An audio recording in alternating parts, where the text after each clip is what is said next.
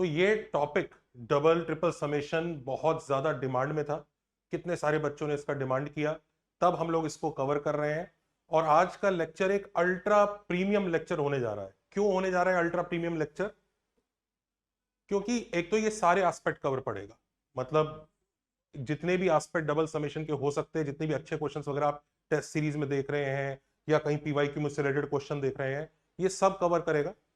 Also जिसने पढ़ा है उसके लिए भी सरप्राइज होगा, और इनफैक्ट कई सारे ऐसे टॉपिक्स जो आपके स्किप हो गए होंगे या पूरे उस डिटेल में नहीं कराए गए होंगे, वो सब इसमें कवर होगा। और डिफिकल्टी आपको आएगी नहीं, क्योंकि हम बिल्कुल बेसिक से अल्टीमेट लेवल तक जाएंगे, तो आपको दिक्कत आने वाली नहीं है। इसलिए एक अल्ट्रा प्रीमियम लेक्चर है, इस लेक्चर को सेव कर लीजिएगा। ये लेक्चर ये भी दिखाएगा आपको कि लेवल ऑफ डेप्थ जो हम अपने कोर्सेज में फॉलो करते हैं, तो we focus on syllabus but we don't leave any aspect. और मे बी आप लोग डबल समेशन वगैरह से जो परेशान थे, उस परेशानी का कारण यही है कि आपने उस चीज को ढंग से कवर नहीं किया है, थोड़ा थोड़ा पार्ट्स बिट्स एंड पीसीज में कर लिया। और डबल समेशन एक्चुअली है क्या, लेट्स स्टार्ट, मतलब टू अंडरस्टैंड दिस कि भाई डबल समेशन क्या है। सिंगल समेशन ये है जिसमें हमने let's say summation of are square किया 1 to n, अब इसे सिंगल समेशन बोल रहे हैं, इसको हम डबल समेशन बोल रहे हैं कि समेशन करना है आर का 1 to n, एस का 1 to n, इसे डबल बोल रहे हैं। और ऐसे तीन समेशन आ गए जिसमें आर एस और टी तीन वेरिएबल हैं, तो उसको ट्रिपल बोल रहे हैं या मल्टीपल समेशन बोल रहे हैं। एक्चुअली सबसे पहली चीज मैं आपको ये बता दूं, इसमें समेशन के सिंबल से मतलब नहीं है। ये दो बने हैं इसलिए डबल समेशन नहीं है, दो बने हैं तो एक भी बनाया जा सकता था और उसमें आर और एस दो वेरिएबल दे दिए जाते, तो भी ये सिंगल समेशन नहीं है, ये सिंगल नहीं है। नंबर ऑफ वेरिएबल्स जो यहाँ खेल रहे होते हैं ना, उसके हिसाब से काउंट होता है, तो मतलब ये डबल ही है। चाहे इसमें एक ही समेशन लगाया हुआ है तो भी ये मल्टीपल समेशन ही है, it is actually triple summation, क्योंकि तीन वेरिएबल्स इसमें अपना रोल प्ले कर रहे हैं। तो पहली चीज, समेशन ऐसे दिखते हैं कि सिंगल समेशन में एक ही वेरिएबल है जो चेंज होता जाएगा, उसकी आप वैल्यू निकालेंगे उस सीरीज की, ये हम सीक्वेंस सीरीज टॉपिक में पढ़ते हैं। डबल में दो वेरिएबल चेंज होंगे तो हर टर्म जो चेंज होगा उसको ऐड करके आंसर लिखना होगा। ट्रिपल में तीन चेंज होंगे, और देखा जाए तो कोई खास फर्क नहीं है। कई लोगों को लगता है कि सिर्फ वो ही करना चाहिए, ये छोड़ देना चाहिए, एक्चुअली कुछ नहीं है, उसी का ही थोड़ा सा एक्सटेंडेड वर्जन है, और ये काफी इजी है, इसको सीखना बहुत जरूरी है। पर फिर भी बच्चे परेशान रहते हैं, उस परेशानी का रीजन भी यही है कि उसका सिर्फ एक एस्पेक्ट लोग एल्गोरिदम बेस्ड चीजें करा देते हैं। वो पहले मैट्रिक्स की एक टेक्निक पढ़ा देते हैं जिसमें वो समेशन की हर टर्म को मैट्रिक्स की फॉर्म में अरेंज कर देते हैं, जिसमें आर और एस वेरी करता रहता है, और फिर वो बताते हैं कि इसमें दो केसेस होंगे, R less than S, R greater than S, और उसको हैंडल करना सिखा देते हैं। अब होता क्या है कि वो सिर्फ एलिमेंट्री क्वेश्चंस के लिए चलता है, जो एकदम बचकाने क्वेश्चंस होते हैं। ध्यान रखिए, अगर कोई भी टीचर या कोई भी पेपर सेटर या किसी भी डेटाबेस में अगर डबल समेशन का क्वेश्चन आ रहा है, वो इतना इजी नहीं देता है। पर होता क्या है कि लोग सिर्फ इतना पढ़ लेते हैं, ये एल्गोरिदम बेस को उनको लगता है हमारा डबल समेशन हो गया, पर जब एक्चुअली एग्जाम में क्वेश्चन देखते हैं तो नहीं हो पा रहा है, असाइनमेंट में क्वेश्चन देख रहे हैं नहीं हो पा रहा है, क्योंकि वो सिर्फ इतने से पार्ट को ही पूरा चैप्टर समझ लेते हैं, पूरा कॉन्सेप्ट। ऊपर से एक और टेक्निक सिखा दी जाती है उनको कि स्वैपिंग ऑफ समेशन, की समेशन की वो टर्म्स को स्वैप कर दो, वेरिएबल को स्वैप कर दो, फिर ऐड कर देना, वो कट जाएगा, आंसर आ जाएगा। पहली बात, एक तो वो कभी कभी वर्क करता है, और अगर वर्क भी कर रहा है तो भी वो रॉन्ग आंसर दे सकता है, तो कई बच्चों को ये भी नहीं पता होता, इस वजह से भी वो समझ नहीं पाते ये क्यों गलत आंसर आ रहा है, क्यों हम अटक रहे हैं। और अगर ये वर्क, पहली बात तो देखिए, वर्क ही नहीं करेगा, कई बार ज्यादातर वर्क नहीं करेगा, और वर्क करेगा तो भी गलत आंसर हो सकता है। तो ये चीज समझ लीजिए कि ये, इसके बारे में भी लोगों को लगता है ये एक ऐसा ब्रह्मास्त्र हमें मिल गया, हमें जब भी ऐसा दिखेगा हम ऐसा कर लेंगे, इट विल नॉट वर्क। तो हम इसको पूरा डिटेल में ही कवर करने जा रहे हैं, तो ये वीडियो पूरे डिटेल में है, सारे सिनेरियोज आपके हैंडल करेगा। मल्टीपल समेशन के ऊपर ना बच्चों, ये दो तरह के मेन सिनेरियोज होते हैं। एक सिनेरियो ऐसा होता है जिसे हम फ्रॉड बोलते हैं। फ्रॉड मतलब इसलिए बोलते हैं कि उसमें कोई भी आपका एल्गोरिदम, जो आप एक सेट चीज दिमाग में लेके चल रहे हैं ना कि ऐसा कर देंगे, वो वर्क करता नहीं है, आपको वहीं पर दिमाग लगाना पड़ता है। उसकी भी हमने कुछ कैटेगरी बनाई है आपके सामने, डायरेक्ट काउंटेबल और डायरेक्ट रिड्यूसिबल टू सिंगल। वहीं पे एल्गोरिदम बेस्ड वो होते हैं जिनका एक, आप एक सेट स्टेप 1 स्टेप 2 स्टेप 3 दिमाग में बना सकते हैं। और वो जो मैट्रिक्स टाइप की मैं बात कर रहा था प्रीवियस पेज में, वो इसी में से एक है। लिमिट, इसमें लिमिट्स रीडिजाइन भी करनी पड़ सकती है, जिसको कई बार कवर नहीं किया जाता, वो सब हम लोग यहाँ पर कवर करेंगे। तो ये वाला जो एस्पेक्ट है, आप सिर्फ इसी को सीख के बच्चे सोचते हैं कि हमारा पूरा पार्ट हो गया, पर क्वेश्चंस जब उन्हें इस तरह के मिलते हैं तो अटकते रहते हैं। और ये भी वो पार्शियली ही सीखते हैं, पूरी तरह नहीं सीखते, हम पूरा कवर करने जा रहे हैं।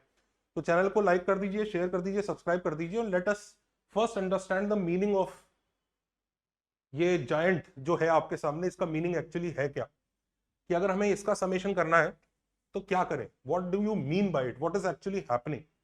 जब तक हम डबल समेशन का मीनिंग नहीं समझेंगे ना कि इसमें हो क्या रहा है, तब तक हम सिर्फ वही सोचते रहेंगे कि हाँ ऐसा कर दूंगा, वैसा कर दूंगा, और वैसा क्वेश्चन मिलेगा नहीं। तो इसका क्या मीनिंग है, what does he actually mean by it. मतलब आर, एस और टी तीन वेरिएबल्स हैं जो ऐसे वेरी कर रहे हैं, R plus S plus T 5 है, और हमें इसका समेशन करना है। तो सबसे पहले समझिए, हर डबल समेशन ट्रिपल समेशन के अंदर यहां पर तो कंडीशंस लिखी होती हैं जिसमें वो वेरिएबल्स चेंज होते हैं। सबसे पहले उसको डिकोड कीजिए, है क्या चीज, ये वो कंडीशन है जिसके अंदर ये वेरिएबल चेंज होंगे। ये आर और एस और टी पे कंडीशन है, आर और एस और टी पे कंडीशंस लगी हैं, तो आर और एस टी और टी के कई सारे कॉम्बिनेशंस क्रिएट होंगे। उन कॉम्बिनेशंस के कॉरस्पॉन्डिंग इस फंक्शन का वैल्यू आएगा, जो यहां पर जो फंक्शन हमें ऐड करना है, the function we actually have to add, इसकी वैल्यू ऐड करनी है। तो ये हर आर, एस और टी के लिए अलग अलग आंसर देगा।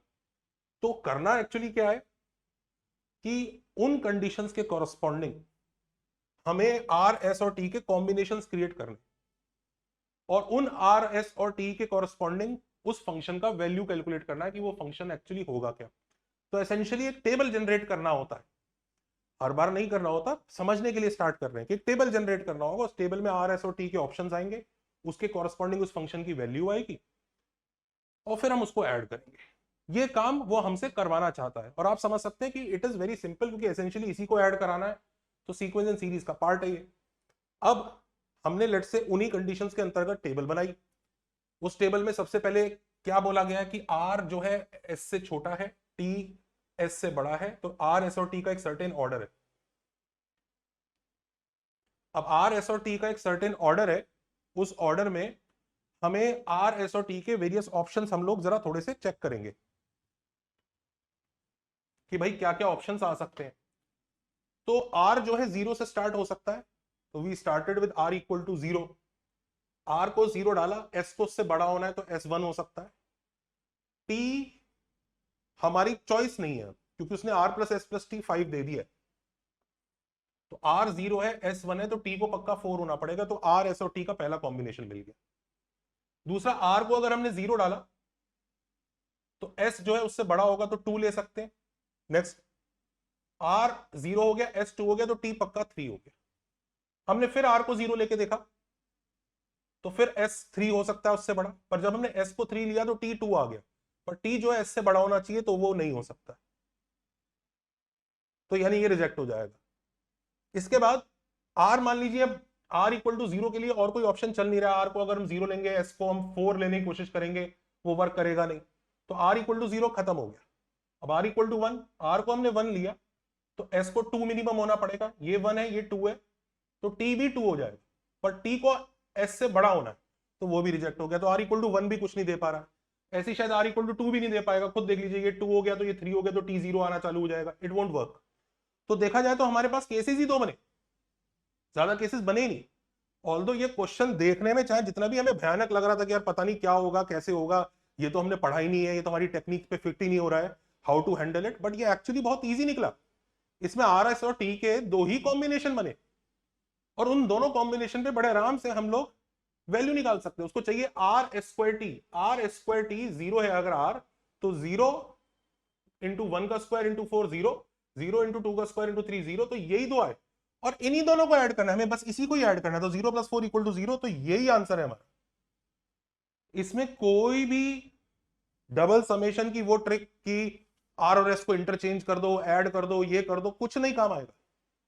Your understanding of double summation will actually come into picture. तो अभी तक तो हमने डबल समेशन को सीखा ही नहीं, हमें बस देखा कि ये होता क्या है, और हमने ये क्वेश्चन को सिर्फ आर, एस और टी की लिस्ट बना के कंप्लीट किया। Simple question. अच्छा, अब मॉरल ऑफ द स्टोरी ये कि हमें इन कंडीशंस के तहत, इसकी वैल्यू निकालनी होती है, और उस वैल्यू की जितनी लिस्ट आएगी उस सबको ऐड करना होता है। ये हमें एक्चुअली करना होता है। पर ऑफ कोर्स इस केस में तो 2 ही लिस्ट, 2 ही चीजें आई, 2 ही केसेस बने। अब ऐसे क्या हम 2 ही केसेस हर बार तो नहीं आएंगे, बहुत सारे होंगे, तो मैन्युअली तो ऐसे ऐड कर नहीं पाएंगे। तो मल्टीपल समेशन में हमें थोड़ा सा अपने दिमाग में एक स्ट्रक्चर बनाना पड़ेगा कि क्वेश्चन आएगा तो मैं किस तरह से स्टार्ट करूंगा। क्या क्वेश्चन को एक्चुअली किसी एल्गोरिदम के बेसिस पे हो सकता है जिसको हम लोग आगे कवर करेंगे, पर मैं जानबूझ के पहले आपको ये फ्रॉड वाले जिसमें एल्गोरिदम फिट नहीं होते हैं, सिर्फ आपका लॉजिक, जिसमें आपको डबल समेशन नामक चीज के बारे में कुछ खास पता होने की जरूरत भी नहीं है, पहले आप उनको हैंडल करना सीखिए, फिर हम लोग एल्गोरिदम पे आएंगे कि इसके अलावा उन केसेस में जब ये नहीं लगेगा तब आप ये ट्राई करेंगे। तो देखिए, फ्रॉड वालों में सबसे पहले आता है डायरेक्ट काउंटेबल, जिसमें आप एक्चुअली पहले फ्रॉड वाले कौन से होते हैं, मतलब देखिए ध्यान रखिएगा, देखने में भयानक जरूर लगेंगे पर ये बहुत इजी होंगे और बहुत इंपॉर्टेंट भी होंगे, क्योंकि इसके अंदर बच्चे का सिर्फ ब्रेन यूज हो रहा है। कोई ऐसा नहीं कि बहुत बड़ा इसमें फंडे यूज हो रहे हैं या कुछ हो रहा है, सिर्फ बच्चे का ब्रेन यूज हो रहा है। तो अब ये फ्रॉड वाले में जो सबसे पहला टाइप हम लोग पकड़ रहे हैं विच इज डायरेक्ट काउंटेबल, उसको देखते हैं। अब डायरेक्ट काउंटेबल कौन से क्वेश्चन है इसमें हम डायरेक्ट काउंटिंग करके आंसर निकाल सकते हैं कि देख ही लें। जैसे अभी आपने पिछला वाला ये देखा, इसमें आप डायरेक्ट काउंटिंग करके आंसर निकाल दिए थे। You counted, you got 2 cases, दोनों केसेस में वैल्यू निकाली, ऐड कर लिया। ये क्यों कर पाए? ये इसलिए कर पाए कि अगर कॉम्बिनेशन ही बहुत कम है, तो ऐसा कई बार होता है कि कॉम्बिनेशन ही इतने कम बनते हैं कि गिनती की 3 4 5 टर्म बन जाती है, बच्चा उसमें मेहनत करता रह जाता है, सोचता पता नहीं क्या फंडा लगाऊंगा मैं, पर वो ये देख नहीं पा रहा होता है कि अरे इसमें तो 3 ही कॉम्बिनेशन है, अरे इसमें तो 4 ही है, चारों की वैल्यू निकाल के ऐड कर लो। तो अगर बाई चांस कुछ आपको ऐसा शक है कि इसमें तो नंबर ऑफ कॉम्बिनेशन ही बहुत कम बनने वाले हैं आर एस और टी के, या अगर 2 ही हैं तो आर और एस के, तो आप सिंपली उनको निकाल के डायरेक्ट ऐड कर सकते हैं।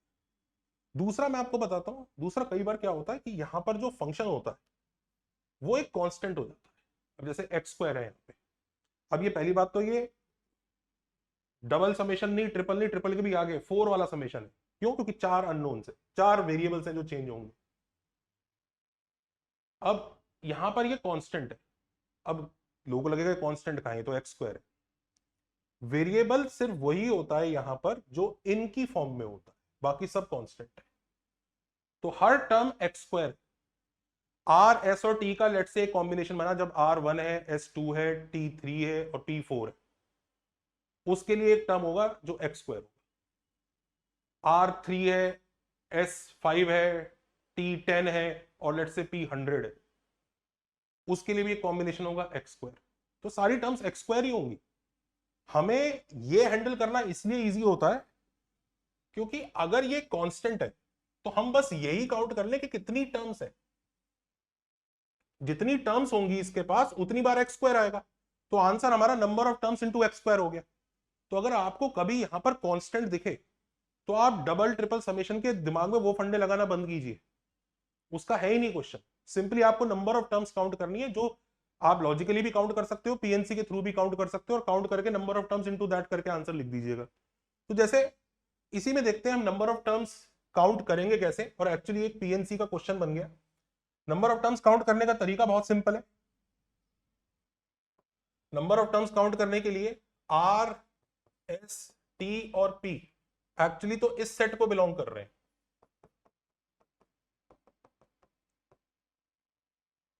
और ध्यान दीजिए ये चारों इस सेट को बिलोंग कर रहे हैं, पर एक बड़ी अच्छी चीज है कि चारों इक्वल नहीं हो सकते कोई से भी दो, तो ये 4 डिस्टिंक्ट नंबर्स हैं इस सेट के। तो पहली बात तो अगर मुझे number of ways I can select are s T and P from this set, वो हमें पहली समझ में आ गया। टोटल नंबर ऑफ टर्म्स यहाँ पे n+1 है, तो n+1 C4 वेज में हम 4 नंबर सेलेक्ट कर सकते हैं। अब उसमें से कौन सा R बनेगा, कौन सा S बनेगा, कौन सा T बनेगा, कौन सा P बनेगा, क्या ये चॉइस है हमारे पास? एक्चुअली होती अगर R S और T और P के बीच में ये कंडीशन नहीं दी गई होती। ये देखिए कितनी प्यारी कंडीशन दी है कि सबसे छोटे वाला R है, उससे बड़े वाला S है, उससे बड़ा वाला T है और उससे बड़ा वाला P है। तो यानी उसने पहले से एक ऑर्डर डिफाइन कर रखा है। तो जो आप 4 अलग अलग नंबर सेलेक्ट करे होंगे ना आपने इसमें से, उसमें से आपकी मजबूरी है सबसे छोटे वाले को S बनाना, R बनाना है, उससे बड़े वाले को S, उससे बड़े वाले को T, उससे बड़े वाले को P। So you are not allowed to arrange those 4 numbers. तो इसका मतलब इन्हीं 4 नंबर को चूज करके एक ही तरीके से इनको दिया जा सकता है। तो n+1 C4 is the number of terms you have in this summation. तो कोई पूछे भाई इसका आंसर क्या आएगा, कुछ नहीं, x square into n+1 C4 is the answer of this question.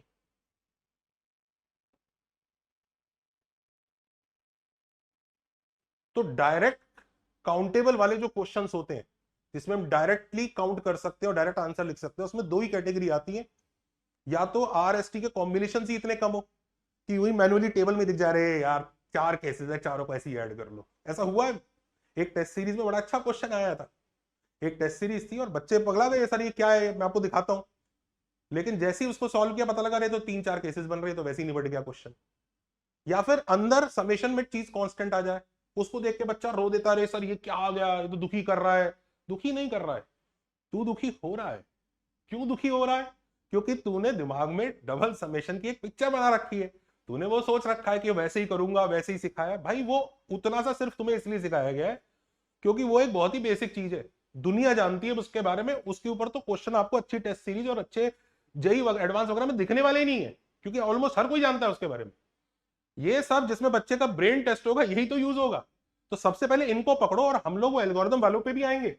ध्यान दीजिए, हम लोगों को कवर इसमें सारा ही करना है, वी विल कवर एवरीथिंग। हम ये वाले भी कवर करेंगे और फिर ये वाले भी कवर करेंगे, पूरा ही कवर होगा, कोई ऐसी चीज नहीं होगी जिसमें आज छूट जाएगी। तो कवर हम सारा ही कर रहे हैं। तो आइए चलो देखिए कुछ क्वेश्चन जो हमने डायरेक्ट वाले सीखे, इसके ऊपर कुछ क्वेश्चंस ट्राई करते हैं। जैसे ये देखिएगा, ध्यान रखिएगा, ये जितने भी डायरेक्ट वाले होते हैं या फ्रॉड वाले होते हैं ना, ये दिखते सिर्फ गंदे हैं, कुछ नहीं है। It just looks scary, it is not actually scary. मतलब ऐसा नहीं कि हम एक्चुअली इससे घबरा जाएंगे, एक्चुअली तो ये मतलब ये बच्चों वाला लेवल होता है इनका, और ये मिल जाए तो सबसे पहले पीटना है इनको। अब जैसे for example look at this question, अब इसको देख के बच्चे घबरा जाएंगे, यार ये क्या बीमारी है यार, इसको कैसे करें यार, इसमें तो 3-3 वेरिएबल आ गए यार। रिलैक्स, देखो कहीं ये फ्रॉड तो नहीं है, कहीं ऐसा तो नहीं कि इसमें नंबर ऑफ केसेस कम बन रहे हो, कुछ ऐसा खेल हो रहा हो, क्या कहानी है, जरा पहचानने की कोशिश करो। अब इधर देखो, उसने ये बोला है आर जो है एस से छोटा है, एस जो है टी से छोटा है या इक्वल है। 2t minus R minus S इधर दे रखा है और R C S S C T दे रखा है। अब इधर देखो very carefully, can you see कि जो एस है यहां के हिसाब से R should be greater than equal to S and S should be greater than equal to T. भाई तभी तो ये टर्म्स वैलिड होंगी। भाई आर सी एस है ना, और यहां कह रहा है R is less than equal to S, तो इसका मतलब ये कह रहा है R greater than equal to S, ये कह रहा है R less than equal to S, मतलब आर पक्का एस के इक्वल ही होगा। और ऐसे ही ये कह रहा है S greater than equal to T, ये कह रहा है S less than equal to T, तो मतलब एस भी टी भी इक्वल ही होंगे। अगर आर एस और टी इक्वल ही है तो इसका मतलब 2t माइनस आर माइनस, ये तो अगर आर और एस इक्वल है तो ये भी 1 है, ये भी 1 है, और ये कितना है, ये कितना है 2t minus R minus S, but R S और टी इक्वल है तो ये 0 है, ये 0 है, ये 1 है, ये 1 है, तो इसका मतलब मल्टीप्लीकेशन 0 है। वो 0 वाले का समेशन करवा रहा है, वो कह रहा है 0 को ऐड कर दो इस कंडीशन के अंदर। अरे 0 को ही ऐड करना है तो आंसर तो 0 ही आ जाए। आप समझ रहे किस तरह से पागल बनाने की कोशिश की जाएगी बच्चे को। बच्चा इसमें उन चीजों से उलझ जाएगा कि मैं ये दिमाग लगाता हूं, आर और एस स्वैप कर देता हूं, फिर ऐड कर देता हूं, ये कर देता हूं। कुछ नहीं होना, पहले दिमाग का एंटीना ऑन करो, पहले पहचानो ये है क्या। डबल समेशन सिलेबस में इसलिए नहीं है क्योंकि वो एल्गोरिथम आपको पढ़ने हैं, डबल समेशन इसलिए कि आपको दिमाग चलाना सीखना है। बात समझ में आई? चलिए दूसरा वाला ट्राई करते हैं, क्या ये डायरेक्ट तरीके से होगा। अब यही क्वेश्चन आया था एक बार और बच्चे रो दिए, सर ये पता नहीं क्या दे दिया, कहना क्या चाह रहा है सर, ये कौन सी टेक्निक से होगा। चिल चिल, रिलैक्स रिलैक्स, याद रखो घबराना नहीं है। यहां पर तो उसने आर और एस पे कोई कंडीशन दी है, सबसे पहले यही देख लो कहीं ऐसा तो नहीं भाई कि वो कंडीशन की वजह से केसेस ही बहुत कम बनते हो। अब उसने बोला है 72/2 की power R is box of 72/2 की पावर आर, इसका मतलब 72/2 की पावर आर इज, और 2 की पावर आर पॉजिटिव ही है, इज अ नेचुरल नंबर।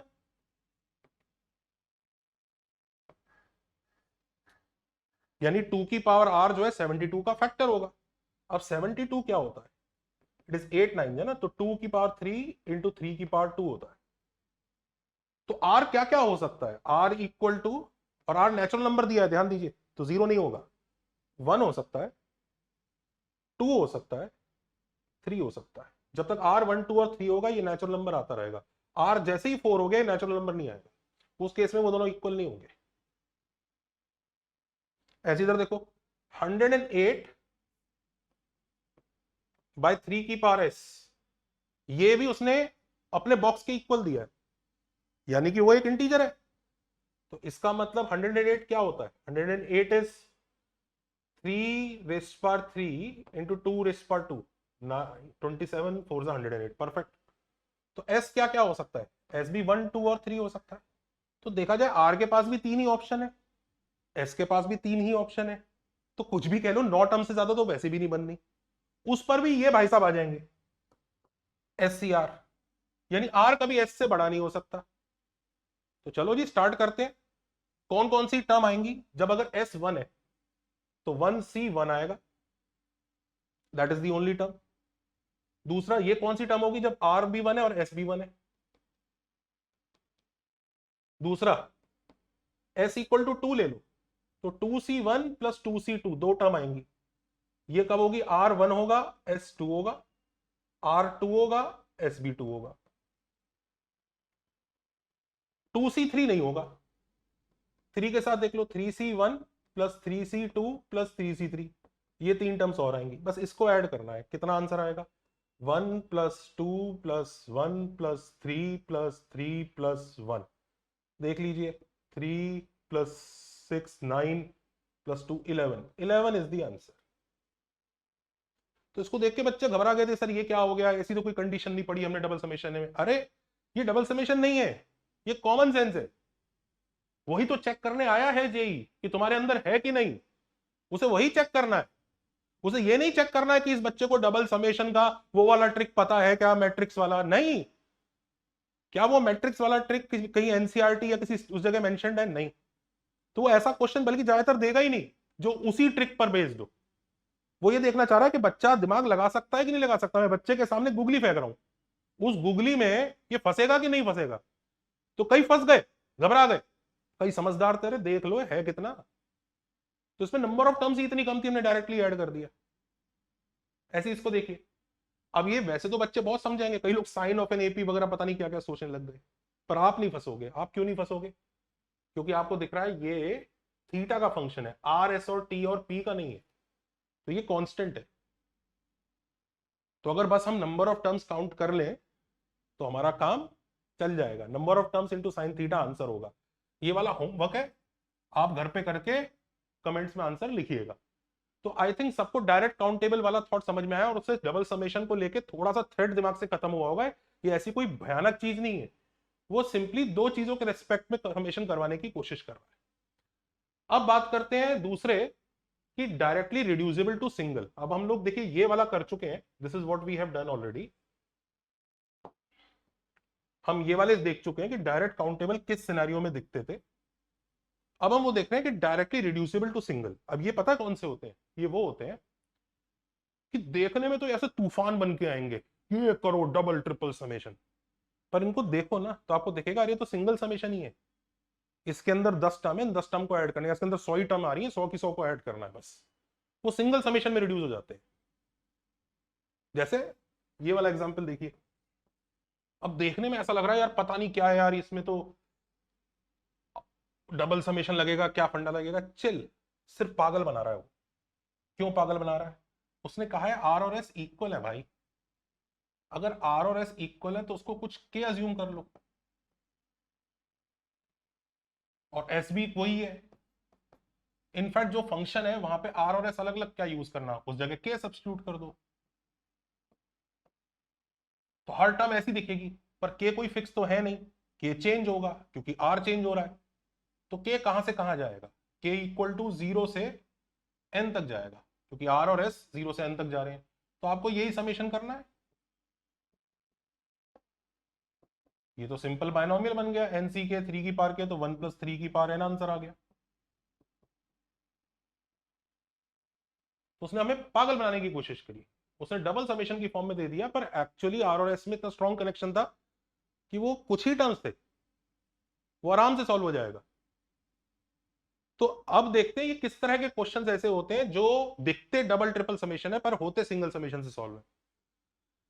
देखिए पहला केस वही है जो मैंने आपको अभी बताया कि एस और टी जो एक्स्ट्रा वेरिएबल है वो सब के सब आर की फॉर्म में आ जाए। पिछली बार एक बहुत ही सिंपल केस लिया था जिसमें जो नया वेरिएबल था एस वो इक्वल टू आर ही हो गया था और उससे हमने सॉल्व करके निकाला था। इसी का एग्जांपल मैंने आपको दिखाया, पहली टाइप इसी के टाइप ए का। दूसरा ऐसा हो सकता है कि हमें यह पता लग जाए कि कोई भी फंक्शन कितनी बार प्रेजेंट है, हम दिखाते हैं, इस पे आते हैं, अभी शायद थोड़ा समझना थोड़ा मुश्किल होगा। या फिर हम एक जनरल टर्म निकाल लें जो उसकी हर एक टर्म को रिप्रेजेंट कर सकती है और फिर उसको ऐड कर लें। थोड़ा सा अजीब लगा होगा, बताता हूं। देखिए इनके कुछ एग्जांपल्स दिखाता हूं और उनको सॉल्व करके आपको दिखाता हूं, then you will understand and appreciate how to handle. इसका एक एग्जांपल दिखाया, फिर भी चलिए इसका एक और एग्जांपल भी दिखा देते हैं। देखिए जैसे ये वाला क्वेश्चन है, इसका एक एग्जांपल लिया, इसका एक एग्जांपल ले रहे हैं और उसका एक एग्जांपल ले रहे हैं। जरा एक बार अपनी आंखों के सामने तीनों क्वेश्चंस को देख लीजिए और एक बार सच्चे दिल से तीनों क्वेश्चंस को विजुअलाइज कीजिए और सोचिए कि आप कोई अच्छे टेस्ट में बैठे हैं, लाइक जेई एडवांस या किसी इंस्टीट्यूट की टेस्ट सीरीज में बैठे हैं जिसमें एक्चुअली अच्छे क्वेश्चंस आ रहे हैं और आपके सामने ही वो क्वेश्चन आ रहा है। ये बॉक्स है, इट्स नॉट ब्रैकेट। ये क्वेश्चन आ रहा है, ये क्वेश्चन आ रहा है, ये क्वेश्चन आ रहा है। तो शुरू के कुछ क्षण याद कीजिए कि आपको कैसा लगेगा। लगेगा बुरा, अजीब लगेगा। आप कुछ कुछ फंडे लगाने की कोशिश करोगे, एल्गोरिदम से करने की कोशिश करोगे, पर आप फंसोगे क्योंकि उससे नहीं होगा, क्योंकि ये क्वेश्चन उससे ज्यादा इजी है। They are much easier than that. Why are they easy? Because ये हम डायरेक्टली फ्रॉड समेशन वाली कैटेगरी में उसकी हेल्प से कर सकते हैं। कैसे कर सकते हैं? जैसे ये वाला देखिए, सबसे पहले हम इसको ही पकड़ते हैं। तो देखिए ये वाला क्वेश्चन है, उसने are s t natural number दिए और साथ में एक गंदी सी कंडीशन दे दी। वो ऐसी कुछ भी कंडीशन दे सकता है आर एस और टी के बीच में जिसको आप सिंप्लीफाई करें और फिर कुछ अच्छा निकल आए। ऐसा करेगा। तो इसने ये दिया है r square plus S square plus T square minus r s minus t r minus ये सब less than equal to 0। R s t natural number है। अब जिन बच्चों ने थोड़ी बहुत पढ़ाई की है उसको पहचान गए होंगे कि ये दिख स्केरी रहा है लेकिन है आसान, क्योंकि R square plus S square plus T square minus this actually इसके इक्वल होता है। आर माइनस एस का whole square plus S minus T का whole square plus T minus S का होल स्क्वायर अपॉन 2, और वो इसको लेस देन इक्वल टू 0 बता रहा है। अब यार ये लेस देन 0 तो हो नहीं सकता, तो ये पक्का इक्वल टू 0 होगा, क्योंकि भाई सम ऑफ 3 स्क्वायर्स है तो ये इक्वल टू 0 होगा, यानी तीनों स्क्वायर 0 होंगे, यानी इसमें भी आर एस और टी इक्वल ही है। यानी ये जो कंडीशन उसने दी है ना साथ में, ये बस ये इंश्योर करेगी आर एस और टी इक्वल है। अच्छा ये क्वेश्चन मैंने जानबूझ के इसलिए भी रखा है, कई लोगों का ऐसा अजम्पशन होता है कि अगर यहां आर एस और टी है तो यहां भी टी का इन्वॉल्वमेंट होगा। नहीं, ऐसा कोई जरूरी नहीं है। वो फंक्शन में टी का इन्वॉल्वमेंट नहीं है, बट इट डजेंट मैटर। तो हमें आर एस और टी इक्वल मिल गए। तो मान लीजिए आर एस और टी अगर इक्वल है तो वो किसी के इक्वल है। तो ये टर्म क्या हो जाएगी? ये 1/2 की पावर के इंटू 1/3 की पावर के। अब काश के कांस्टेंट होता तो एक ही टर्म आती, लेकिन नहीं, के चेंज होगा। के एक नेचुरल नंबर है तो के जो है 1 से इंफिनिटी जाएगा और ऐसी सारी टर्म्स को ऐड करने को कहा जा रहा है हमसे। तो के इक्वल टू 1 टू इंफिनिटी 1/2 की पावर के इंटू 1/3 की पावर, यानी 1/6 की पावर के को हमें ऐड करना है। क्या सीरीज है ये? पहली टर्म 1/6, दूसरी टर्म 1/6 का स्क्वायर, तीसरी टर्म 1/6 का cube, GPA a upon 1 minus r से आंसर आ जाएगा। तो 1/5 इसका आंसर है। सिंपल सा क्वेश्चन था। ये ऐसा रहा कि उसने गंदा सा समेशन दिया पर कुछ एक्स्ट्रा कंडीशन ऐसी थी जिसमें आर एस और टी इक्वल आ गए, या फिर ऐसा मिल गया r is equal to t and s is equal to t plus 1। कुछ भी रिलेशन ऐसा होगा जो आपस में मिल जाएगा। उस वजह से किसी एक वेरिएबल के को अज्यूम करके उसकी फॉर्म में तीनों को एक्सप्रेस करके एक सिंगल समेशन में आप इनको कन्वर्ट कर सकते हैं। जैसे ये देखो ये बड़ा मजेदार है, इसको ट्राई कीजिएगा। इसको देख के कई बच्चों को फिर टेंशन हो गया था, यार ये क्या बीमारी है, यार ये कैसे करेंगे, यार ये कैसे होगा, ये तो हम कर ही नहीं पाएंगे। पर थोड़ा दिमाग लगाओ। उसने आर और एस को नेचुरल नंबर दिया है, पर आर और एस में दो कंडीशंस भी दी हैं। ये कंडीशंस देना ही एक बड़ी हिंट की तरफ दर्शाता है कि भाई देख ले, क्या पता कोई कनेक्शन हो इनके बीच में। तो ये जो एस है ये भी आर की एक फॉर्म में यानी के की फॉर्म में एक्सप्रेस हो जाए। तो देखिए हम जैसे इसको ट्राई करते हैं, box of s by r plus one is not equal to zero. अब s by r plus one एक पॉजिटिव क्वांटिटी है, तो उसका बॉक्स 0 1 2 3 4 ये सब हो सकता था। भाई पॉजिटिव क्वांटिटी का बॉक्स तो यही होता है, 0 1 2 3 4, जीरो लेना नहीं है, तो 1 2 3 एंड सो ऑन होगा। यानी s by r plus one greater than equal to one होगा, यानी s is greater than equal to r plus one, that is the one relation we got.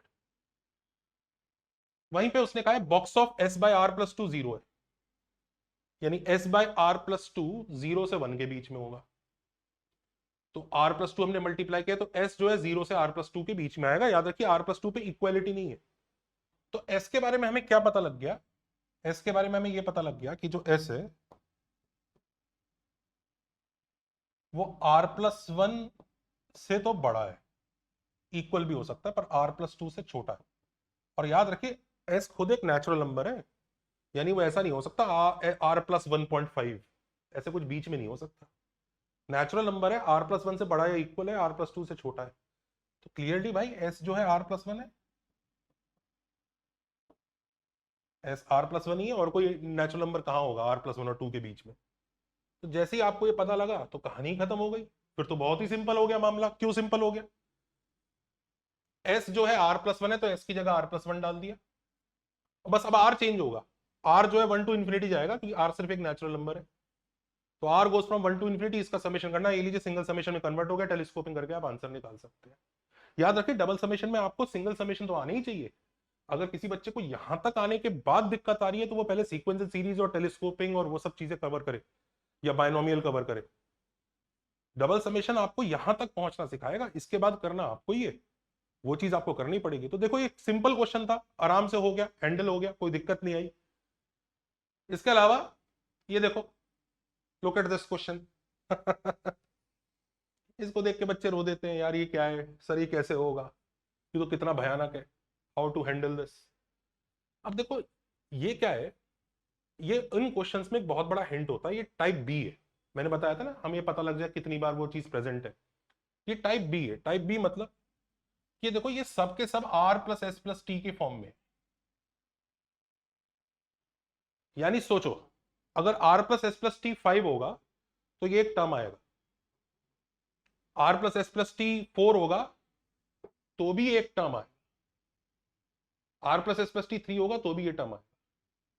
मान लीजिए r+s+t जब 5 है, और ये पर r+s+t 5 होने के लिए r s और t के कई कॉम्बिनेशन हो सकते हैं।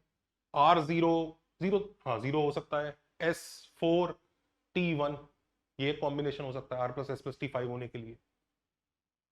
r1 s1 t3 ये भी हो सकता है।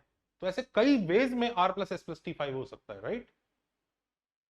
तो r+s+t जब 5 होगा तो ये एक टर्म आएगा, वो टर्म उतनी बार ही आएगा जितनी बार r+s+t 5 हो सकता है। मतलब एक छोटे एग्जांपल और छोटे नंबर से सोच लीजिए कि मान लीजिए लेट से r+s+t 3 है, तो वो टर्म बनेगा क्या, वो टर्म ऐसा बनेगा 1/5 r+s+t 3 डाल दीजिए, 1/5 इंटू 4 इंटू 2 का क्यूब, वो टर्म तो ऐसा बनेगा। पर क्या r+s+t 3 का एक ही टर्म होगा, नहीं, r+s+t 3 कई तरीके से हो सकता है। कौन से तरीके से हो सकता है, दिमाग लगाओ। ये देखो भाई, ऐसा हो सकता है 0 0 3 0 3 0 3 0 0 0 1 2 0 1 2 1, ऐसे करके ये टेबल बनेगी। एक्चुअली इस टेबल में कितने हैं, 1 2 3 4 5 6 7 8 9 10, 10 तरीके हैं जब r+s+t 3 हो सकता है मित्रों। तो वो जो टर्म आएगी वो पता है कितनी बार आएगी, वो 10 बार आएगी। तो उस टर्म को 10 से मल्टीप्लाई करके हमें ऐड करना। बात समझ में आ रही है, उस टर्म को 10 से मल्टीप्लाई करके ऐड करना। पर ये तो हमने कैलकुलेट कर लिया 3 के लिए, हालत खराब हो जाएगी हमारी अगर 3 से अलावा। मैंने 5 वाला एग्जांपल लिया था, फिर देन आई रियलाइज 5 की मैं तुम्हारे लिए टेबल बनाऊंगा तो हालत खराब हो जाएगी, 0 0 5 0 5 0 5 0 0 0 1 4, अरे बाप रे हालत लंबी हो जाएगी। तो कोई तरीका होगा इनको काउंट करने का। और लेट से r+s+t अगर, लेट से r+s+t अगर के है तो कितनी बार वो टर्म आएगा, दैट इज द क्वेश्चन। अब देखो हम इसको बड़े आराम से ढूंढ सकते हैं। जब हम यही पता करना चाह रहे हैं ना यहाँ पे कि r plus S plus t equal to k है और r s और t होल नंबर्स है, r s और t होल नंबर्स है, तो ऐसा कितनी बार हो सकता है? तो ये परमुटेशन कॉम्बिनेशन का एक बड़ा ही सिंपल फंडा है। इसका आंसर आएगा k plus two C two. Actually जब r plus S plus t 3 था ना, तो इसीलिए आंसर ये 10 आया था, क्योंकि आप देख सकते हो जब r plus S plus t equal to 3 है तो k की जगह 3 है, तो 3 plus two C two answer आएगा। मैंने पता है कौन सा फॉर्मूला लगाया, वो वाला लगाया। आपने अगर पीएनसी पढ़ा होगा, दिस इज दैट फॉर्मूला कि x1 plus x2 plus x3 till xr equal to n, इसके होल नंबर सॉल्यूशंस।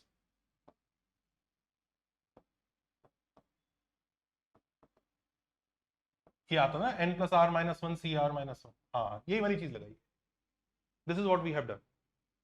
तो यहीं को देख सकते हैं आप कि अगर r plus S plus t k होगा तो k plus three minus one C three minus one, तो k plus two C two number of ways में ये काम हो सकता है, जो कि आपने टेस्ट भी कर लिया। r k equal to three के लिए, k इक्वल टू थ्री के लिए 5c2 आंसर आ रहा है जो कि 10 है, और टेबल से भी हमारे 10 ही वेज आ रहे थे। सही सोच रहे हैं। तो r plus S plus T अगर k है तो k c2 टर्म्स होंगी। तो इसका मतलब अगर r plus S plus T k है तो टर्म तो ये बनेगी, क्योंकि जब हम r plus S plus T को k डाल देंगे, और ऐसी term k plus two C two times present होगी। कितनी टाइम्स प्रेजेंट होगी? k plus two C two times. और k चेंज होगा। r plus S plus T zero भी हो सकता है अगर तीनों होल नंबर है, तो 1 भी हो सकता है, 2 भी हो सकता है। तो आई थिंक यहां पे बड़े आराम से दिख जाता है हमें कि क्वेश्चन ये है कि k तो जीरो से इंफिनिटी जाएगा, इस जैसे टर्म्स होंगे, ये इस जैसे टर्म्स होंगे, इस जैसे, जो इतनी बार आएंगे, इतनी बार आएंगे। तो number of times into terms where k goes from zero to infinity. अब इसको हमें सॉल्व करना है। अब जिन लोगों ने बायनोमियल वगैरह पढ़ा है या सीक्वेंस सीरीज पढ़ा है, वो उसको तुरंत हैंडल कर सकते हैं। k plus two C two is k plus two into k plus one by two, k plus two k plus one cut गया, 1/2 की पावर k प्लस वन आ गया, ये वापस एक जीपी बन गई। Half upon one minus half, one answer है, एक लाइन में आंसर आ गया। तो है चीज आसान, पर हमें समझ में आनी चाहिए कि ये होगा कैसे। और इसका बड़ा स्ट्रॉन्ग हिंट होता है कि अगर ये किसी एक ही फंक्शन की फॉर्म में पूरा का पूरा है, तो उसी को इक्वल टू के ले लो, उसके नंबर ऑफ वेज काउंट करके फिर काम कर लो, उसके नंबर ऑफ वेज काउंट करके फिर प्रोसीड करो। जैसे ये देखो, ये कितना खूबसूरत क्वेश्चन है, ब्यूटीफुल क्वेश्चन। एक बार दिमाग लगाओ, सोचो ये हो पाएगा क्या। पहली बात, क्या हमारे नॉर्मल फंडों से होगा? ये मुश्किल है। मतलब नॉर्मल फंडे मतलब जो अभी तक हमने इस वीडियो में कवर नहीं किए, पर आपने अपनी कोचिंग वगैरह में कंप्लीट कर लिए होंगे, वो वाले फंडे, उससे शायद मुश्किल है। पर ये देखो, ये पूरा का पूरा जो टर्म है, ये max of R comma S की फॉर्म में है। तो अगर हम ये काउंट कर लें कि max of R comma S के कब होता है, कितने वेज में हो सकता है, तो हम के की फॉर्म में इसको लिख पाएंगे और नंबर ऑफ टर्म्स भी निकाल पाएंगे। तो उसी तरह से दिमाग लगाते हैं। तो अगर लेट से max of R comma S के है, max of R comma S पे डिपेंड कर रहा है, और ये बहुत बड़ा हिंट है। तो लेट से max of R comma S के है, तो हर टर्म ये दिखेगा, दिस इज एवरी टर्म, ये हर टर्म है। पर ये टर्म कितनी बार होगा, मतलब सवाल ये है, in how many ways, number of ways. R और एस तो देखो इस सेट को बिलोंग कर रहे हैं, दिस इज द सेट जिसको आर और एस बिलोंग करेंगे, 0 1 2 3 से लेकर के से आगे इसलिए नहीं लिया भाई, के से आगे तो कोई चॉइस है ही नहीं, क्योंकि हमें मैक्स वैल्यू के तक चाहिए। Number of veg such that max is के, इन दोनों में से जो मैक्सिमम वैल्यू है वो के इक्वल है। ये कैसे निकालें? ये उस तरह की चीज है कि 0 से के तक नंबर्स हैं, दो नंबर सेलेक्ट करो जो आपस में इक्वल भी हो सकते हैं, पर मैक्सिमम उनमें से के होना चाहिए, मैक्सिमम के होना चाहिए। How can you count it? It's very easy, total ways minus wrong ways, total ways मतलब इन k+1 नंबर, ध्यान दीजिए k+1 नंबर हैं, 0 भी है, k+1 में से कोई भी एक चूज कर लो r के लिए, और k+1 में से कोई सा भी एक चूज कर लो s के लिए, तो k+1c1 इंटू k+1c1 ये टोटल वेज हो गए। पर इसमें ऐसा भी हो सकता है, मान लीजिए दोनों नंबर ही 3 और 3 सेलेक्ट हो गए, या एक 3 और एक 2 हो गया, k हुआ ही नहीं सेलेक्ट, तो मैक्स मान लीजिए एक 3 सेलेक्ट हो गया, एक 2 सेलेक्ट हो गया, उस केस में मैक्सिमम कितना आ रहा है, 3 आ रहा है, k नहीं आ रहा है। हमें ये इंश्योर करना है कि भाई k तो रहना ही चाहिए। माइनस रॉन्ग वेज, वो रॉन्ग वेज वो होंगे जब k सेलेक्ट ही नहीं हुआ। तो 0 से लेकर k-1 तक के कितने वेज है, k वेज है, k-1 तक के, उसमें से एक सेलेक्ट कर लो r के लिए, एक सेलेक्ट कर लो s के लिए, तो इतने वेज है जब k सेलेक्ट ही नहीं हुआ। तो k+1c1 into k+1c1 minus kc1 into kc1, k+1 का square minus k square, 2k+1 is the number of ways where max of r, s is equal to k। यानी लेट्स से k की value अगर 1 है तो 3 वे हो सकते हैं कि मैक्स ऑफ r, s 1 होगा। बताऊं कौन से, 0 1 1 0 1 1। बात समझ रहे हो?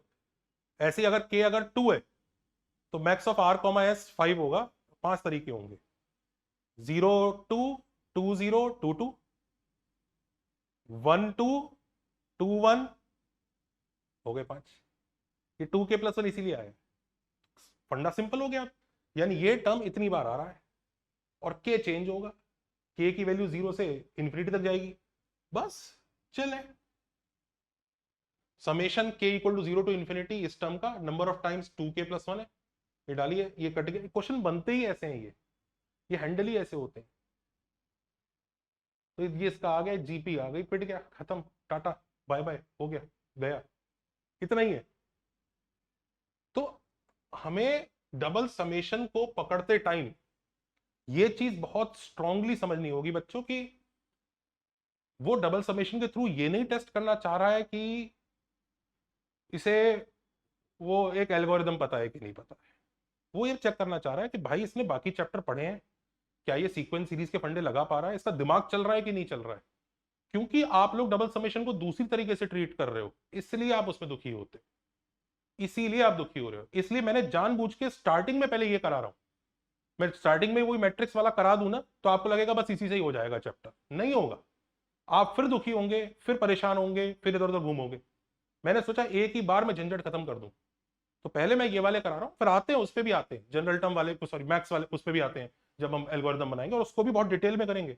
मैं आपको ये भी बता दूं, आपने उस एल्गोरिदम को भी प्रॉपरली शायद नहीं पढ़ा होगा, क्योंकि वो भी बहुत चीजें करता है। उसमें भी कई लोगों ने एक सेट दिमाग में चीजें बना रखी है, वो चीजें इतनी बार गलत होंगी, देखिएगा आप उसको केयरफुली ऑब्जर्व कीजिएगा, स्टे टिल द एंड। ये वाला क्वेश्चन देखो, now this is really tricky मामला। वो कहता है जनरल टर्म निकाल के भी किया जा सकता है। जनरल टर्म मतलब, अब देखो कहानी तो यही है कि यार ये जो फंक्शन है, मतलब इसका हमें समेशन करना है तो टर्म्स का कलेक्शन ही, करेक्ट। अब अगर हमें कोई टर्म मिल जाए, कोई पैटर्न मिल जाए, हम उसी को ही ऐड कर दें। तो मान लो उसकी अगर कोई nth टर्म मिल जाए, जैसे होता था ना सीक्वेंस सीरीज में, किसी सीरीज का nth टर्म मिल गया, फिर उसका समेशन कर दिया, भाई तभी तो समेशन करोगे, तभी तो सिंगल समेशन में कन्वर्ट होगा, nth टर्म मिल गया, तो इसका nth टर्म मिल जाए। nth टर्म कैसे ढूंढे भाई, ध्यान दो, इसको ऐड करोगे, सिंप्लीफाई करोगे, है इतना आसान नहीं है। इसको सिंप्लीफाई करोगे, ये n की फॉर्म में आएगा आंसर। देखो r और s तो समेशन की वजह से उड़ जाएंगे, बचेगा तो n की फॉर्म में ही बचेगा। तो वो जो बचेगा वो कुछ gn होगा, मान लेते हैं, let's say it is sum gn, answer है समेशन का gn। ये जो पूरा का पूरा है ना, ये gn है। हमें और gn किसी ऐसी सीरीज का समेशन करके आया होगा, summation where n goes from 1 to n tn, इसका समेशन करके आया होगा। n लिख लो चाहे r लिख लो, एक ही बात है। अच्छा r उधर यूज हो रहा है तो कुछ k लिख लो, इसका समेशन करके आया होगा, क्योंकि n का फंक्शन, इसमें बहुत सारी टर्म्स होंगी ना, ऐसे ही कुछ होगा। अगर हम ये निकाल पाए कि इसका tk क्या है, मतलब इसका nth टर्म क्या है, तो वो सब लोग जानते हैं, वो निकालने के लिए gn-1 करना होगा, वो देगा हमें इसका nth टर्म।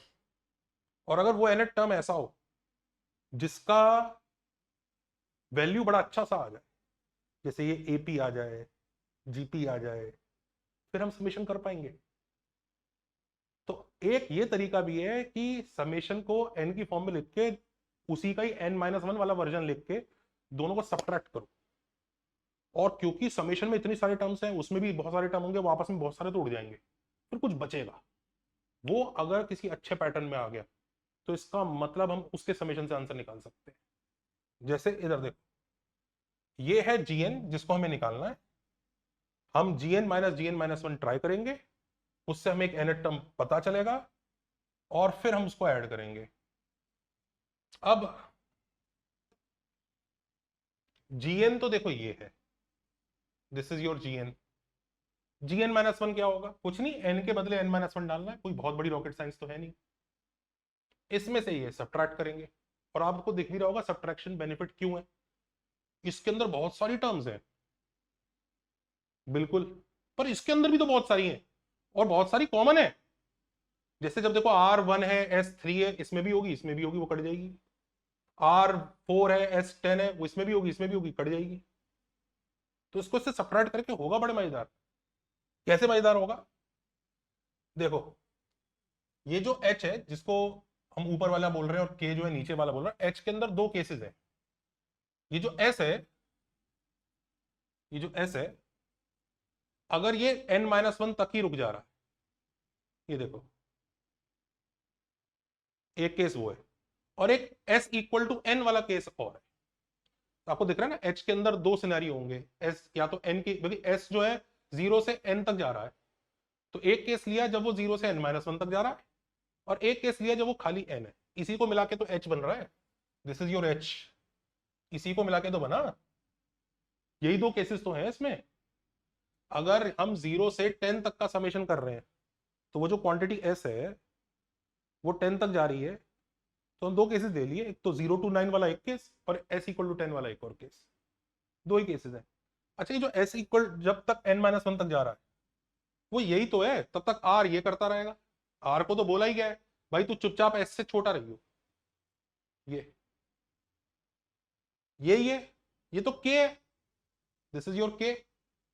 खुद देखो, दिस इज योर K। तो H के अंदर K है और S इक्वल टू n वाला पार्ट और है। अब S इक्वल टू n पे क्या होगा? जब S तो n हो गया, पर R जो है S से छोटा है, 0 से R n तक, तो R जो है 0 टू n-1 तक जाएगा। S तो फिक्स हो गया है, n है, और S की जगह अब हमने n भी डाल दिया, S की जगह हमने n भी डाल दिया, तो x plus r by n हो जाएगा, क्योंकि s की जगह n चला गया, और r जो है 0 टू n-1 तक रहेगा, क्योंकि r s से छोटा है, इक्वल नहीं है, r चेंज होगा। फिर से देख लीजिए बड़ी केयरफुली भाई, इसमें वो सारे केसेस थे जब s जो है 0 1 2 3 जितने भी थे n तक जा रहा था। एक्चुअली शायद s 0 भी नहीं हो सकता, पर ठीक है, वो दूसरे में भी नहीं है, ये सारे केसेस। और उसके कॉरस्पॉन्डिंग r अपनी अपनी दुनिया चला रहा था। दूसरे के अंदर वो सारे केसेस है जिसमें s जो है 1 2 3 से लेकर n-1 तक जा रहा है, इसमें भी r अपनी दुनिया चला रहा है। जब आपने इसमें से ये सब्ट्रैक्ट किया तो एक यही अलग बचेगा ना, जब s इक्वल टू n है, ये तो पूरा का पूरा उड़ ही जाएगा एज इट इज इसमें से। तो ये जब हम इसमें से ये सब्ट्रैक्ट करेंगे तो सिर्फ यही वाला केस बचेगा। ये कौन सा केस है? जब s इक्वल टू n है। तो अगर हम इसी के s इक्वल टू n वाले केस को अगर हम विजुअलाइज करते हैं, इसी के हम s इक्वल टू n वाले केस को विजुअलाइज करते हैं, तो खुद देख लीजिए what will happen when s is equal to n। s fix हो गया, n ही है, तो एक तो ये term x plus r by n बन जाएगी, ऊपर से s तो n ही है, उसको तो चेंज होने का मौका मिल नहीं रहा। r ही बोलेगा भाई मैं ही चेंज हो जाता हूं, मेरे को तो चेंज होना ही है, मैं जो है ना 0 से स्टार्ट करूंगा और तुमसे छोटा रहना है तो n-1 तक चला जाऊंगा। ये बन गया। तो इसका मतलब जब हम इसमें से ये सब्ट्रैक्ट करेंगे तो ये बचेगा। और जिन बच्चों ने हमारे प्रीवियस वीडियो देखे हैं वो पहचान पाएंगे, हर्माइट आइडेंटिटी है x by n plus x plus 1 by n plus x plus 2 by n plus x plus 3 by n plus x plus 4 by n plus x plus n-1 by n. उसका answer क्या आता है? n times ये आता है, which is box x। तो gn-1 इस case में बॉक्स एक्स के इक्वल आ गया, अर्थात ये क्वांटिटी बॉक्स एक्स है, विच इज कांस्टेंट है, ये कांस्टेंट है क्योंकि इसमें सिर्फ एक्स का ही फंक्शन है। तो वो ये कहना चाह रहा है इसकी हर टर्म कांस्टेंट है, यानी gn-1 gn-2 भी बॉक्स एक्स है, g2 - g1 ये भी बॉक्स एक्स है, इनको ऐड कर लो, ऐड करती gn-g1 = n-1 time box x. g1 कितना होगा, r को 1 डाल के निकाल, x n को 1 डाल के निकाल लो, क्या आंसर आएगा। इनफैक्ट खुद ये सोचो, ऐसा खुद सोचो कि भाई हुआ क्या, हुआ ये कि gn-1 कांस्टेंट आ गया बॉक्स एक्स, यानी nth टर्म कांस्टेंट आ गया बॉक्स एक्स। हमें gn चाहिए, वो होता क्या है, ऐड करना है इसको tn को, correct, where n goes from 1 to n, तो हमें बॉक्स एक्स को ही ऐड करना है 1 to n, तो n times box x answer आ जाएगा। That's all. आप ये सब दिमाग लगाने की भी जरूरत नहीं है, ये जो ये लिखा हुआ है इसको सोचो ही नहीं, ये तो मैं एक्सप्लेन कर रहा था, you don't need to even think about it, simple यही आ जाएगा सीधा सीधा। तो ऐसे क्वेश्चंस होंगे जिसमें हम gn-1 से भी एक टर्म निकाल के फिर उसको ऐड करेंगे। तो मैंने यहां पर सारे उस तरह के केसेस कवर कर दिए आपके, जिन केसेस में हमें एक्चुअली डबल समेशन लगाने की जरूरत नहीं होती, वो फ्रॉड की कैटेगरी में आते हैं। उसमें या तो टर्म्स काउंट हो जाती हैं, उससे हो जाता है, या आरएसटी में या कांस्टेंट ही हो जाता है समेशन के अंदर, या आरएसटी में कोई रिलेशन आ जाता है, या आरएसटी का कोई फंक्शन होता है जिसको काउंट किया जा सकता है कि वो कितनी बार आएगा, या gn-1। इसके अलावा आपको सिंगल समेशन की हेल्प से सॉल्व होने वाले क्वेश्चंस नहीं मिलेंगे। Now we come to the algorithm based, those questions जिसमें हमारे पास एक सेट मेथड होता है कि ये ऐसे हो जाएगा, ये ऐसे कर लेंगे, ऐसे फंडा बना लेंगे, ऐसे कर लेंगे, ऐसे मैट्रिक्स बन जाएगा, इसमें आर और एस ऐसे चेंज होगा, इस तरह से होगा, वो सेट वाले क्वेश्चंस हैं। उनको करने के लिए हम इन चीजों का यूज कर सकते हैं। इसमें भी ओके, सिंस वीडियो काफी बड़ा हो गया है तो आई थिंक इसको हम मास्टर क्लास 2 का ही वीडियो बना के डालेंगे, और घबराइए नहीं, मैं कल ही डाल दूंगा इस वीडियो को, आपको मिल जाएगा। देखिए यूट्यूब पे थोड़ी टाइम की लिमिटेशंस है, जिस वजह से हम चीजों को उस तरह से नहीं कर सकते, क्योंकि कई सारी चीजें एक डिटेल में कवर होती है तभी कंप्लीट होती हैं। तो मैंने मास्टर क्लास में डाला है, मास्टर क्लास 1 में डबल समेशन का है, मास्टर क्लास 2 में वही मैट्रिक्स वाला मेथड और वो कंप्लीट मेथड है। मास्टर क्लास 1 और 2 कंप्लीट करने के बाद आपको डबल समेशन परेशान नहीं कर सकता, you will be able to solve almost anything that JEE throws at you और एनी कोचिंग क्लास टेस्ट और any test series throws at you, you will be able to do it. In fact अगर उसके बाद भी आपसे नहीं हुआ तो दूसरों से भी होना मुश्किल है फिर वो। तो ये डेफिनेटली यूट्यूब पे कुछ लिमिटेशंस हैं कि हम लोग लेक्चर की ड्यूरेशन कितनी रख सकते हैं, कितना करा सकते हैं। अगर आपको लेक्चर्स के टॉपिक को डिटेल में कवर करना है तो चैनल सब्सक्राइब कीजिए और कमेंट्स वगैरह में बताया कीजिए कि क्या करना है, चैनल शेयर कीजिए। आप हमारे कोर्सेज भी फॉलो कर सकते हैं, 11th का कोर्स, 12th का कोर्स, ड्रॉपर का कोर्स और प्रैक्टिस बैच, जिसमें हम लोग हर चीज को काफी अच्छे डिटेल में कवर कर रहे हैं। इसके अलावा अगर आपको unlimited test papers, revision strategy वगैरह की जरूरत चाहिए तो आप एक बार एकेडजा दोस्त को देखिए। मास्टर क्लास 2 के लिए सब्सक्राइब कर लीजिए। मास्टर क्लास 2 भी मैं अगले दिन आपको वापस डाल रहा हूं, क्योंकि ये वीडियो थोड़ा बड़ा हो गया। इतने बड़े वीडियोस को टीम मना करती है कि सर पूरा इतना बड़ा वीडियो कोई देखेगा नहीं, लोग बोर हो जाएंगे। तो मैंने फिर भी कोशिश की है आज वो वाले वीडियोस कि डबल समेशन का क्वेश्चन है जो हमें डराएगा, पर वो एक्चुअली डबल समेशन का नहीं है, वो या तो परमुटेशन कॉम्बिनेशन का है या सीक्वेंस एंड सीरीज का है, और इनके आने की प्रोबेबिलिटी ज्यादा है, क्योंकि जो दूसरा वाला टाइप ऑफ डबल समेशन है ना, उसके बारे में जेई ने कहीं कुछ मेंशन नहीं किया है। वो हम पढ़ते जरूर है पर उसके बारे में मेंशन नहीं किया है। तो क्या ज्यादा प्रोबेबिलिटी है आने की वो क्वेश्चंस की जो दिखते डबल समेशन जरूर है पर उनमें लॉजिक दूसरे चैप्टर्स का लग रहा है, वो ज्यादा प्रोबेबल है। तो आप एक बार इनको अच्छे से कर लीजिए, इनको एब्जॉर्ब कर लीजिए। अगले वीडियो के लिए like, share, subscribe, take care, bye bye.